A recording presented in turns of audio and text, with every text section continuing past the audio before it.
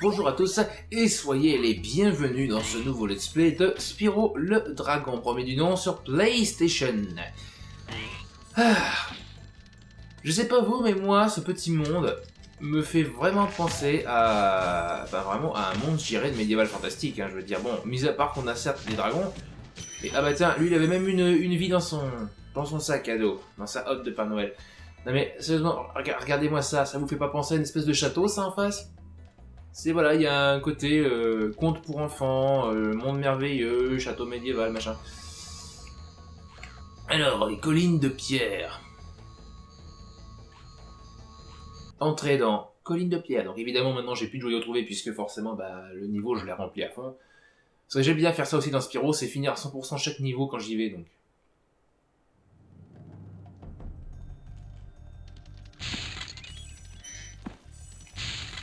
Hein, le petit bruit d'eau. Et on ne peut pas, hein, je veux y aller, mais je ne peux pas. Oui, parce qu'à l'époque, je le rappelle, hein, l'eau, Spyro n'aime pas ça. C'est pas bon pour sa santé.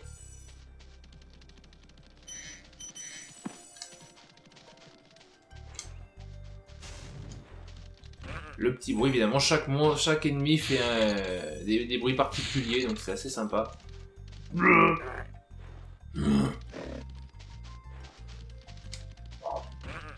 Ça, c'est marrant. Les bruitages sont quand même marrants. Et c'est marrant sans être gamin. Oui, c'est quelque chose dont je reparlerai très certainement dans plusieurs vidéos. C'est marrant, mais sans être gamin, quoi. Ces bruits-là ne nous font pas penser que le jeu part du principe que le joueur va avoir forcément 3 ans d'âge mental et un handicap mental, tu vois. Donc là, un autre coffre. Évidemment, le petit tourbillon qui permettra de remonter, sinon c'est pas possible. Mais d'abord, on va libérer le dragon. Et qu'est-ce qu'il va me dire, Gavin? Surveille la libellule, Spyro. Sa couleur indique sa force. Il faut qu'elle mange des papillons pour rester forte, comme moi. Ah, ok. Alors, si je me trompe pas, le dragon qu'on vient d'entendre, il me semble que c'est Thierry Mercier, comédien français du doublage, habitué aux jeux vidéo, bien sûr, hein, il en fait depuis longtemps.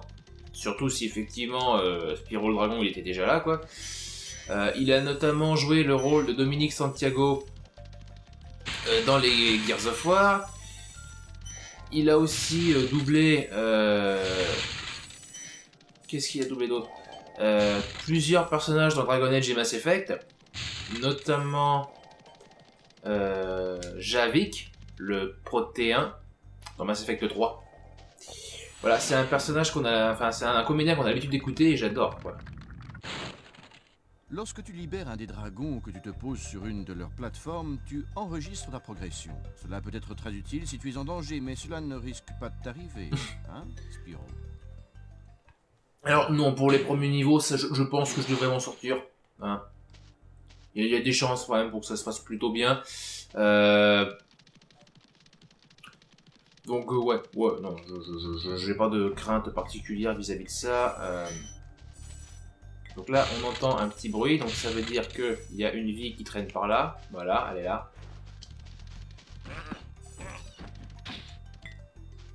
Alors, vous vous demandez peut-être également pourquoi je disais tout à l'heure, j'espère que ça va passer quand j'ai libéré des dragons. Parce qu'il faut savoir que les jeux Spyro, avant de libérer, je vais quand même finir ce que je dis parce que sinon je sais que je vais y oublier. Les jeux Spyro sont très sensibles aux rayures, notamment le premier. Je vais continuer juste à prendre des... Je vous expliquerai chaque chose en son temps, mais... Les jeux Spyro n'aiment pas les rayures, mais vraiment pas. Le premier, je sais que cette version-là, j'ai eu beaucoup de mal à la faire tourner sur une PlayStation 1, notamment. Alors qu'elle est pas rayée, elle est quasiment pas rayée, c'est juste des micro-rayures, mais les micro-rayures, malheureusement, suffisent à l'empêcher, j'ai envie de dire. Ta gueule. Voilà. suffisent à... Ben, les quelques biobrayeurs ont suffi à foutre en l'air en fait la possibilité de jouer tranquillement à Spyro, donc c'est un peu embêtant. Donc là j'y joue sur PlayStation 3, donc forcément ça devrait passer, il devrait pas y avoir de problème. Mais voilà, c'est les petits soucis. Donc, moi j'ai eu plein de jeux sur PlayStation 1 qui étaient un peu rayés, qui ne tournaient plus sur PlayStation 1, mais qui tournaient déjà mieux sur une PlayStation 2 et qui tournaient nickel sur une PlayStation 3. Donc bon. Donc là, visiblement, ça a l'air de se faire tranquillement, donc il n'y a pas de raison. Parce qu'il m'est déjà arrivé au moment de libérer un dragon, que cette scène du tremblement dure ad vitam aeternam. Astor. Après avoir délivré tous les dragons, passe dans cette sorte de tourbillon. Tu retourneras dans le monde des artisans. Mais d'abord, je vais te raconter une histoire. Non merci, salut. Ça, c'était le vieux qui nous parlait. Alors oui, chose que je voulais vous dire. Ici, regardez, il y a un tourbillon là. On peut ne pas le remarquer, mais si on le remarque, ça veut dire que... Hop, eh ben, il y a un petit passage secret avec une clé, voilà, qui va me permettre de débloquer le petit coffre qu'on avait vu en début de niveau. Et bien sûr, de récupérer des joyaux qui manquaient à ma collection, on va dire, voilà. Et oui, comme quoi, faut être observateur. Mais bon, en même temps, je veux dire, ne pas le voir au bout d'un moment, enfin, je veux dire, voilà, il y a des petites paillettes, en plus, on voit qu'elles sortent un petit peu du sol. Donc, ouais, quand même, si on surveille un peu, on se rend compte que, tiens, il y a quelque chose là. Et tout ça, c'est ces petits trucs qui font aussi que j'aime beaucoup ce jeu. Les petits détails qui te disent, ah, tiens, on peut faire ça, ah, tiens, on peut faire ça. Allez, hop, j'en profite, comme ça, je n'oublierai pas. Voilà, merci. Merci pour l'argent les mecs. Évidemment, chose que aussi j'ai oublié de vous préciser, vous remarquerez que ici, vous avez uniquement le nombre de joyaux, en haut à gauche, du monde dans lequel je suis. C'est pratique. C'est vraiment pratique parce qu'au moins tu sais combien t'en es. Parce que en temps normal, il t'aurait mis le nombre total de joyaux que tu possèdes. Non, là c'est le nombre total que tu possèdes dans ce niveau-là, pas ailleurs. Donc ça c'est cool. C'est très pratique pour se retrouver, pour savoir où on en est, faire les comptes et tout, c'est super génial. C'est une idée toute bête, mais... Voyez. Donc là évidemment on a le dernier dragon de la zone, qu'on libère. Je m'appelle Gildas. Spyro, mon ami, tu veux que je te donne un conseil? Bien sûr. Pour voler plus longtemps, appuie sur la touche croix au sommet d'un saut. Pour descendre en plein saut, appuie sur la touche triangle. Voilà, donc les petits indices au fur et à mesure qui te permettent de mieux maîtriser le gameplay. Donc voilà, plus tu découvres des dragons, enfin tu libères les dragons, plus déjà tu te rapproches effectivement du but final et de la fin du jeu. Mais en plus de ça, tu deviens plus fort, puisque tu acquiers des connaissances. Par contre, et c'est ça que j'aime beaucoup dans ce style de jeu, toutes les techniques qu'on t'enseigne, tu ne les débloques pas en libérant les dragons. C'est juste les dragons qui vont te dire comment les utiliser. Parce que les techniques... merde. Les techniques, tu les possèdes déjà. C'est ça qui me plaît. Dans un jeu, aujourd'hui, on te dirait non, tu vas débloquer telle capacité qu'à partir de tel moment, tu vois. Où on te dira, voilà, faut être à tel niveau minimum pour pouvoir utiliser ça, faut avoir fait d'abord ça pour pouvoir débloquer ça. Là, non, tu as accès à toutes les techniques de base dès le début. T'es pas obligé de les débloquer. Alors évidemment, il y a certains trucs qui vont être accessibles qu'à un moment donné, et que sur une courte période, parce que c'est des capacités temporaires. Mais sinon... Toutes les autres capacités, ça va être uniquement des capacités temporaires, quoi. Non, qu'est-ce que je dis? C'est des capacités temporaires. Pour toutes les autres, ça va être des trucs que tu as accès tout de suite, sans attendre. Et ça, c'est vachement sympa. T'es pas emmerdé à chaque fois en dire, oh putain, faut que je fasse ça pour débloquer ça, machin. Alors, il faut des jeux de toutes les catégories, mais des jeux comme celui-là qui t'offre dès le départ, toutes les possibilités de jeu, c'est trop rare. Au jour d'aujourd'hui, ça n'existe plus. Alors, évidemment, les petits voleurs... Merde. Alors oui, il faut essayer de les rattraper. Mais comme ils courent, vous voyez, très très vite. Donc moi, ma technique, c'est je cours assez près et ensuite je crache dessus. Ouais, je crache sur des petits bleus, là. Voilà, et donc j'ai récupéré un œuf de dragon. Œuf de dragon qui ne ressemble pas à ça dans Spyro 3. Mais bon. Après tout, c'est quand même logique. Tu te dis Spyro le dragon, ben, est un dragon. Mais c'est un jeune dragon, donc ça sous-entend que, bah, il faut bien qu'ils naissent quelque part, les dragons, je veux dire. Il faut bien qu'ils viennent de quelque part. Je veux dire, Spyro, il est pas arrivé comme ça, et ben on découvre que c'est des œufs. Donc le simple fait de les avoir implémentés, je dirais, dans le background, est une bonne chose. Alors, sauf que là, maintenant, il faut que je retrouve les derniers joyaux. Et alors, je sais pas trop où ils sont. Mais il y en a, hein, il m'en reste 4. Donc, ça veut dire soit c'est... ça peut être 4 rouges, mais j'en doute. Ça peut être 2 verts, ça peut être un vert et 2 rouges.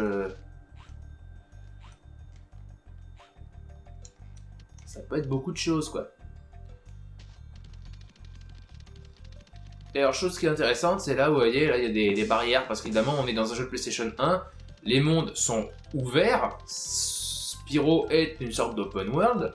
Il faut quand même le dire. Par contre, effectivement, dans cet open world, ben, Spyro ne peut pas aller aussi loin que possible. C'est-à-dire, les capacités du jeu sont malheureusement un poil trop faibles pour permettre ça, quoi.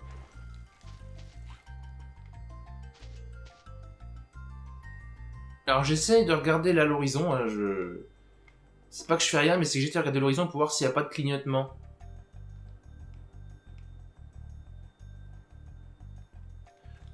Parce que c'est la seule façon, on va dire, de voir en fait les joyaux au loin. Quand tu les vois pas, ils te font quand même clignoter le truc, donc normalement ça donne un indice sur leur position. Ah bah voilà. Allez, fini. Voilà, donc je vais pouvoir quitter ce monde en paix. Adieu, monde cruel. Me suicide. Retour à la maison. Oui, on n'est jamais mieux ailleurs que dans sa propre maison.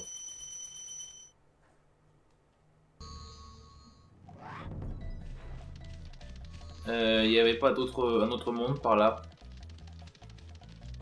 Si, là-haut, il y avait un autre monde là-haut. Alors eux, plutôt que cramer tout le monde, je préfère les cramer eux, parce qu'ils me laissent, voilà, comme ça, au moins 5 petits joyaux comme ça, donc c'est super cool. Et surtout, chose très intéressante, comme vous l'avez vu tout à l'heure, ils peuvent aussi me permettre de gagner une vie tout court, d'un coup, comme ça. Donc Town Square. Notez à chaque fois le code couleur qui change. Ah oui, la musique. Alors, la musique bug à cause des rayures du jeu. Voilà. Et ça m'inquiète parce que je me souviens que mes sessions de jeu, voilà, cette absence de musique pouvait pourrir mes sessions de jeu. En fait, quand il n'y a pas de musique, ça veut dire que le jeu bug. Donc il faut prier maintenant pour que le jeu, la musique du jeu se relance. Sinon, je ne... Oui, c'est marrant ça. Faut que je prie pour que la musique du jeu se relance, sinon c'est foutu, quoi. Bah, sinon, le problème, c'est que dès que je vais essayer de libérer le dragon, ben ça va bugger. Et j'espère pas, j'ai pas envie que ça bug. Ah, voilà, donc nouveau style de coffre. Qui consiste, comme vous le voyez, à devoir cramer le coffre pour que ça fasse sauter le joyau et qu'on puisse être tranquille.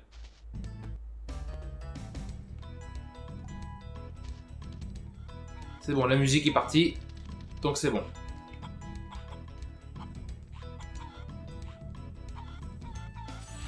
Normalement, ça devrait aller. Yes. Bienvenue à Times Square, Spyro. Explore les lieux en planant jusqu'à la zone des taureaux. Utilise les touches L2 et R2 pour avoir la meilleure vue.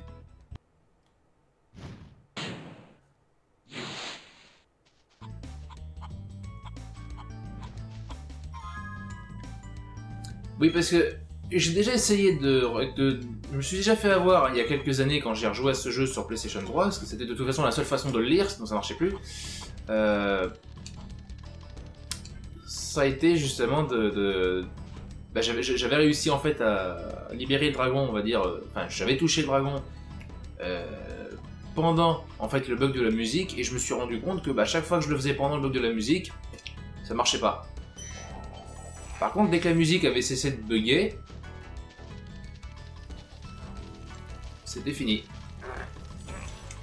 Regardez-moi ça, un peu l'humour, quoi.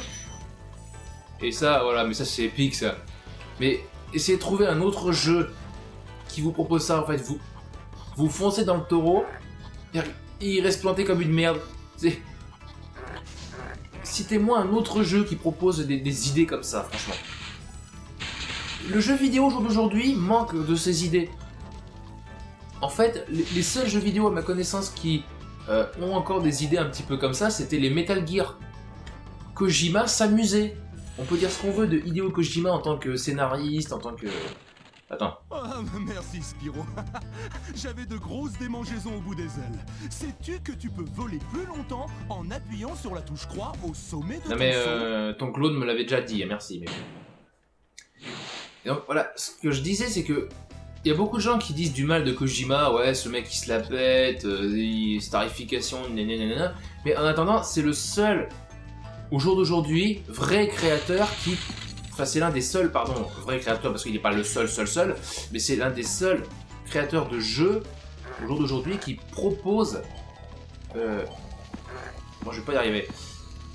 Voilà, qui propose des jeux qui s'amusent avec ça en fait. Des jeux qui font que voilà, t'as vu un joyau de 10. Les dorés ils valent 10. Mais c'est vrai, quand tu vois Metal Gear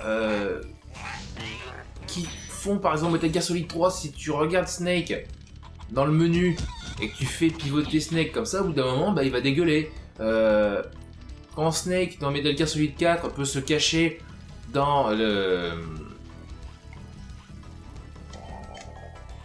peut se cacher dans je veux dire un bidon rouillé, bah tu peux faire pivoter, tourner le bidon. Et là encore, si tu le fais trop longtemps, il va vomir. Alors évidemment c'est un peu scatophile on va dire comme humour, mais et au moins cet humour a le mérite d'exister. Parce que dans la plupart des jeux d'aujourd'hui, ça n'existe plus, ça. Spyro, as-tu vu cet homme habillé en bleu s'enfuir? C'est un voleur, et il a dérobé un œuf de dragon. Il faut que tu le rattrapes et que tu récupères cet œuf. Cours! Cours! Je n'ai plus de souffle.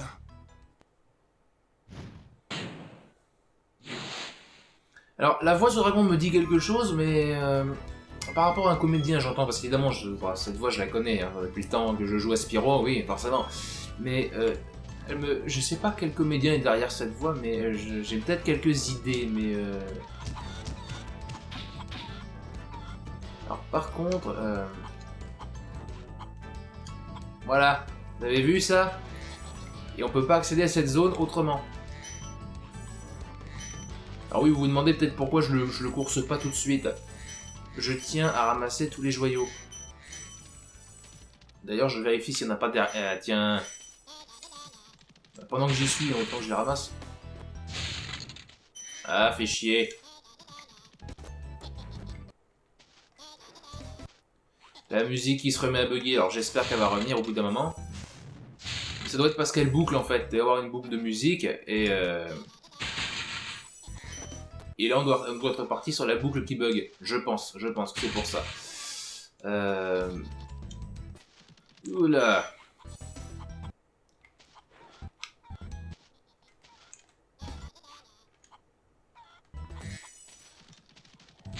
Ah merde. Il m'a eu cet enfoiré. Alors, on peut pas cramer les statuettes de dragon comme ça, par contre, si on leur souffle dessus, elles vont à chaque fois, voilà, un petit peu merder. Alors ça, c'est encore un autre style de coffre. Voilà. Donc, normalement, j'ai tout... Ah merde. C'est bon, elle est repartie la musique. J'y vais, pour être sûr. Ah, j'ai sauvé Thor. C'est un dieu, ce mec.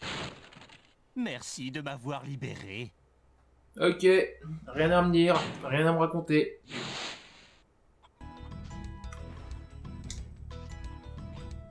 Donc voilà, je vais sauvegarder, bien sûr. Hein. Ça m'embêterait de perdre tout ce que j'ai fait, notamment à cause de ce putain de bug à la con. Alors...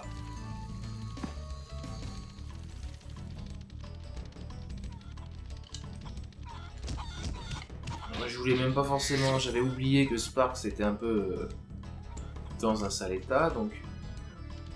Merde. Voilà, maintenant on va courser le petit connard, si je le retrouve.